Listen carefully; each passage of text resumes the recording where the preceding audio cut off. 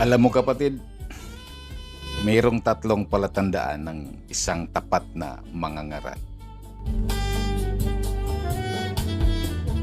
Number 1, nagpapahayag ayon sa mga ipinahayag ng Diyos sa kasulatan ayon sa Deuteronomy 29:29. Number 2, hindi humihigit sa mga nasusulat ayon sa 1 Corinto 4:6.